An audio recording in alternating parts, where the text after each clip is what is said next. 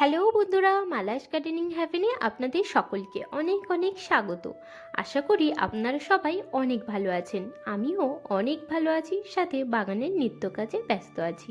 বন্ধুরা, আজকের ভিডিওতে আমরা দেখব যে কোনো ফুলের গাছ যদি 2 বছরের বেশি একই টবে রাখা যায় তাহলে গাছের সাথে কি কি অঘটন ঘটতে পারে আর কী ধরনের সমস্যা গাছে হয়। তো তার আগে দেখুন, বাগানে ফুটেছে সাদা রঙের স্পাইডার লিলি।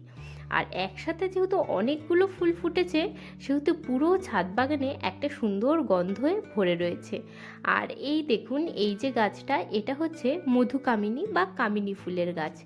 এটি হচ্ছে বড় সাইজের যে কামিনী ফুলটা হয় সেটা। আর একটা আছে মিনিয়েচার, সেই গাছটাও বড় হয় না আর পুরো ঝাঁকড়া হয় আর ফুলের সাইজও ছোট হয়। আর এই গাছটাতে ফুলটা একটু বড় হয় আর খুবই সুন্দর গন্ধযুক্ত ফুলও হয়। তো ফুল তো ফুটেছে, কিন্তু দেখুন প্রায় 2 বছর ধরে এই গাছটা রয়েছে এই একই টবে। মানে আগের বছর এই গাছটার কোনো রিপোর্টিং করিনি, আর তার আগের বছরও রিপোর্টিং করিনি। আর এই বছরও ভাবছিলাম যে রিপোর্টিং করব না, কিন্তু বার করে নিয়ে একটা বড় গ্রো ব্যাগে বসাবো বলে এই গ্রো ব্যাগ দুটো নিয়েছিলাম আর সয়েল মিক্স রেডি করেছিলাম। আর গাছটাকে বার করতে গিয়েই দেখি এই অবস্থা, পুরো টপটাকে ফেটে 2 টুকরো হয়ে গেছে। আর এখন যদি আমি না এটাকে গাছটাকে বার করতাম তাহলে কিন্তু টপটা পুরো 2 টুকরে ভাগ হয়ে যেত। আর এখন এই বড় সাইজের টবগুলোর দাম প্রায় 200 থেকে 250 টাকা হয়ে গেছে। আর আমি এই টবগুলো কিনেছিলাম পুরো 5 বছর আগে। তখন এগুলোর দাম নিয়েছিল 120 টাকা করে।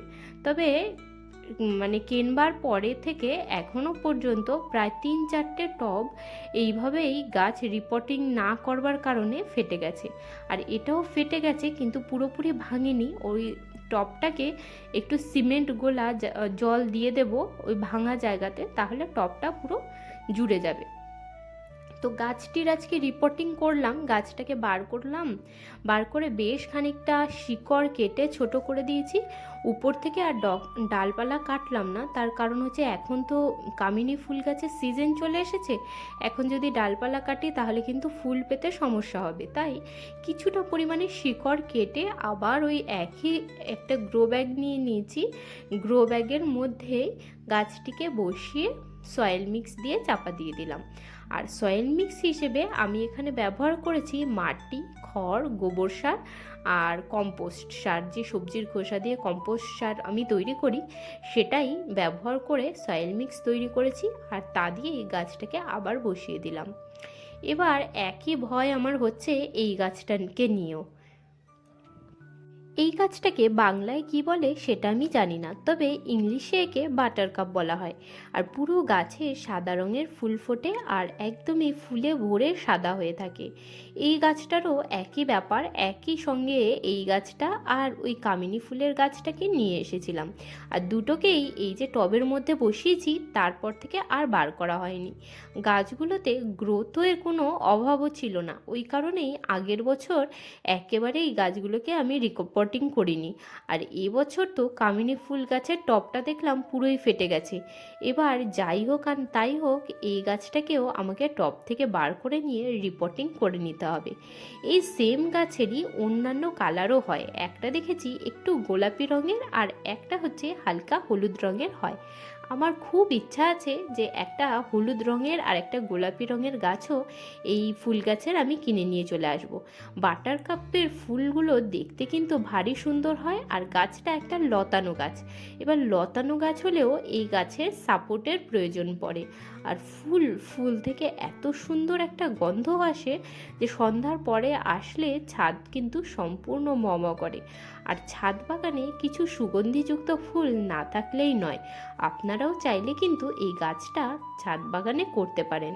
খুব একটা মেনটেনেন্স লাগে না, নর্মাল অন্যান্য গাছে যে লিকুইড ফার্টিলাইজার ব্যবহার করেন সেই ফার্টিলাইজার ব্যবহার করলেই চলবে। আর মাটি তৈরির ব্যাপারটা যদি বলতে হয় তাহলে বলবো 40% নর্মাল গার্ডেন সয়েল বা বাগানের মাটির সাথে 40% কোকোপিট, খড় বা শুকনো পাতা, সবজির খোসা এসব মিশিয়ে নিতে পারেন।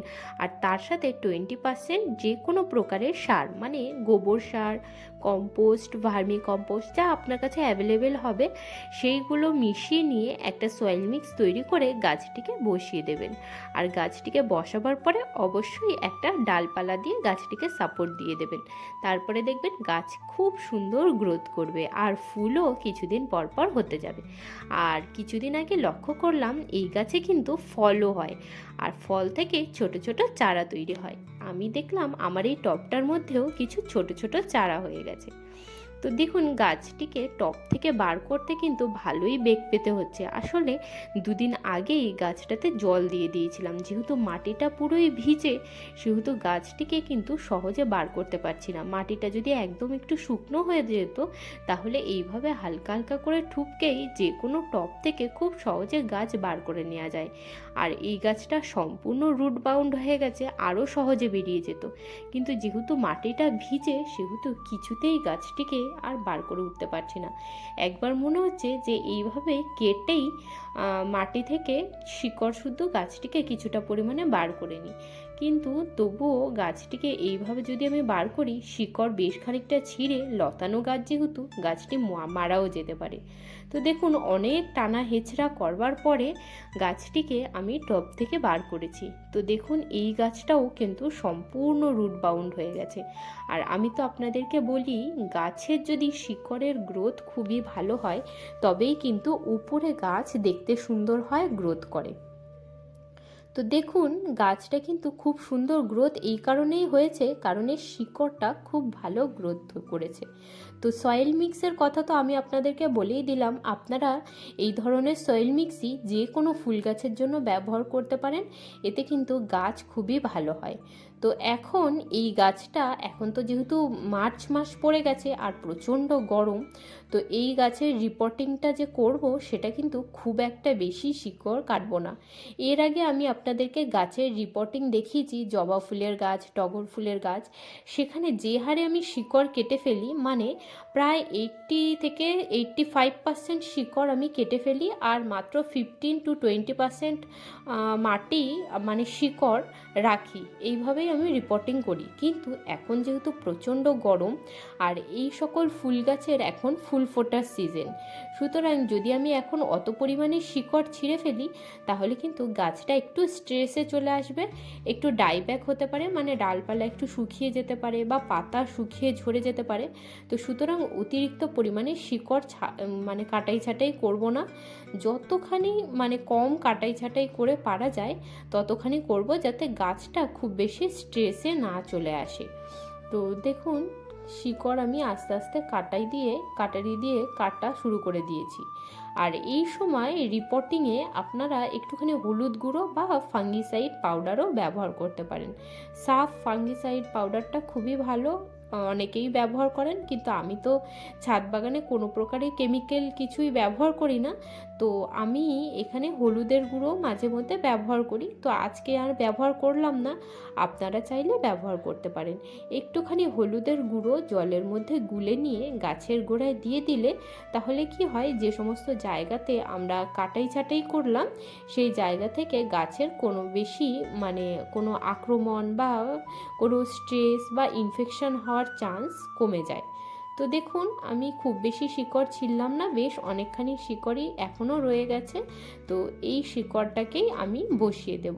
এবার আমি এই গাছটিকে বসাবো 12 ইঞ্চির একটা গ্রো ব্যাগে। কিছুদিন আগে এই ভিডিওতে আপনাদেরকে দেখিয়েছিলাম যে বেশ কয়েকটি গ্রো ব্যাগ আমি কিনেছিলাম, তার মধ্যে একটার মধ্যে এই গাছটিকে বসাবো বলে ভেবেছি। এই যে এই গ্রো ব্যাগটা, এর নিচে যে ড্রেনেজ হোলটা আছে সেখানেই এই গাছ কাটা যে শিকড়গুলো সেইটা দিয়ে ড্রেনেজ হোলটা বন্ধ করে নিয়েছি। আপাতত আমার কাছে এখন আর কোনো সবজির খোসা নেই, তো ডাইরেক্ট এই যে সয়েল মিক্স তৈরি করেছি এটা দিয়েই গাছটিকে বসিয়ে দেব। ভিডিওতে এর আগে আপনারা দেখেছেন যে যখনই আমি গ্রো ব্যাগ বা মাটি তৈরি করি তার নিচে টব বা গ্রো ব্যাগের নিচে প্রচুর পরিমাণে শুকনো ডালপালা, তারপরে শুকনো খড়, পাতা এ সমস্ত দিয়েই ভর্তি করি।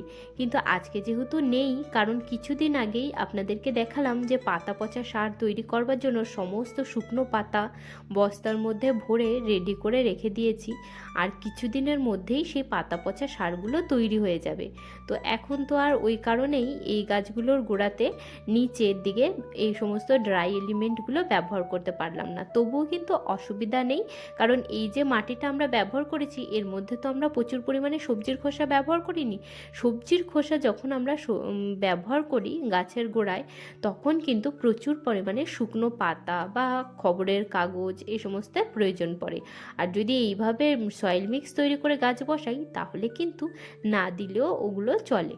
তো এই দেখুন গাছটিকে প্রায় অর্ধেক পরিমাণে গ্রো ব্যাগটা মধ্যে সয়েল মিক্স ভরেছিলাম, তার উপরে গাছের গোড়াটাকে বসিয়ে দিয়েছি, দিয়ে তার উপরে আবার সয়েল মিক্স দিয়ে চাপা দিয়ে দিলাম, দিয়ে গ্রো ব্যাগের মধ্যে গাছটাকে বসিয়ে নিয়েছি। এবার যে আপনাদেরকে বললাম যে গাছটা হলো লতানো গাছ, আর এই গাছটার কিন্তু একটা সাপোর্টের প্রয়োজন। তো তার জন্য আমি দেখুন এখানে নিয়ে নিয়েছি এই যে পিভিসি পাইপটা। এই পিভিসি পাইপের মধ্যেই একটা দড়ি দিয়ে পুরো গাছটিকে সুন্দর করে বেঁধে দেব, যাতে এর মধ্যে লতাতে পারে। এরপরে এই গাছটাকে নিয়ে রেখে দেব কোনো একটা জায়গাতে, যেখান থেকে আমি ওপরের দিকে দড়ি বেঁধে দেব, যাতে ওখান থেকে যখন ব্রাঞ্চেস বার হবে, মানে নতুন শাখা পোশাখা, সেটা ওই দড়ির সাহায্যে ওপরের দিকে যেতে পারবে। তো এখন আপাতত এই পিভিসি পাইপের মধ্যে সুন্দর করে রাউন্ড করে গাছটিকে বাইয়ে দেব। ছাদ বাগানে লতানো গাছ কিন্তু দেখতে খুবই ভালো লাগে। আর আমার কাছে একটা রয়েছে মধুমালতী ফুলের গাছ, মানে হলো মালতী লতার গাছ, আর এখানে এই হচ্ছে এই বাটার কাপের গাছ। আর একটা খুব সুন্দর যেটা লতানো গাছ হয় সেটাকে বলা হয় গণেশ বেল বা মালঞ্চ ফুলের গাছ। মালঞ্চ ফুলের গাছটাও কিন্তু দেখতে ভারী সুন্দর হয়। তো দেখুন এই যে আমি আস্তে আস্তে গাছটিকে ছাড়িয়ে নিয়েছি, যেহেতু লতানো গাছ প্রচুর পরিমাণে একটা আরেকটার সাথে জড়ানো অবস্থায় ছিল, তো খুব সাবধানে এই কাজটাকে করতে হলো। আর সময়ও কিন্তু বেশ খানিকটা লেগে গেল, কারণ এই গাছের ডালগুলো কিন্তু খুবই একেবারে মানে রসালো টাইপের, হালকা একটু এদিক ওদিক হলেই মানে ভেঙে যাওয়ার সম্ভাবনা থাকে। তো দেখুন খুবই সাবধানতার সাথে আমি ডালগুলোকে আস্তে আস্তে আলাদা করে নিয়েছি। এবার সুন্দর করে এগুলোকে বেঁধে দিচ্ছি পিভিসি পাইপের সাথে, যাতে এর মধ্যে এই গাছটি বাড়তে পারে।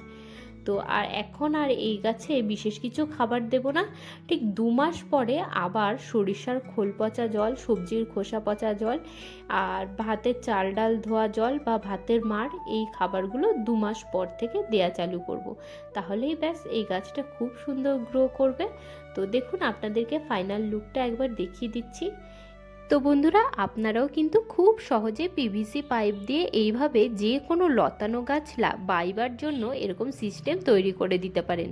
আর অবশ্যই কিন্তু প্রত্যেকটা ফুলের গাছ প্রত্যেক বছরই রিপোর্টিং করবেন, নয়তো রিপোর্টিং না করলে এইভাবে টব ভেঙে যেতে পারে, গাছের গ্রোথ কমে যেতে পারে, গাছের ডাইব্যাক মানে ডালপালা শুকিয়ে যাওয়া, ফুলের সংখ্যা কম, এই সমস্ত সমস্যা হতে পারে। তো এই সমস্ত সমস্যায় আপনারা যদি না পড়তে চান, তাহলে কিন্তু এইভাবেই প্রত্যেকটা গাছকে সময় মতো রিপোর্টিং করে দেবেন, অর্থাৎ বছরে একবার গাছে রিপোর্টিং অবশ্যই করবেন। আজকের ভিডিওটা বন্ধুরা আমি এখানেই শেষ করছি। দেখা হচ্ছে আপনাদের সাথে আবার পরের ভিডিওতে। আপনারা সবাই ভালো থাকবেন, সুস্থ থাকবেন, আর নতুন নতুন গাছ লাগাতে থাকবেন। আমার চ্যানেলের ভিডিও যদি ভালো লাগে তাহলে আমার চ্যানেলটিকে সাবস্ক্রাইব করবেন।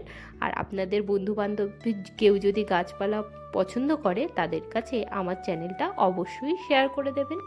আর যদি কোনো রকম গার্ডেনিং রিলেটেড প্রশ্ন থাকে বা কিছু জানতে ইচ্ছা করে তাহলে অবশ্যই কমেন্ট করবেন, আমি যথাসাধ্য উত্তর দেওয়ার চেষ্টা করব। আজকের মতন এইটুকুই। টাটা বন্ধুরা।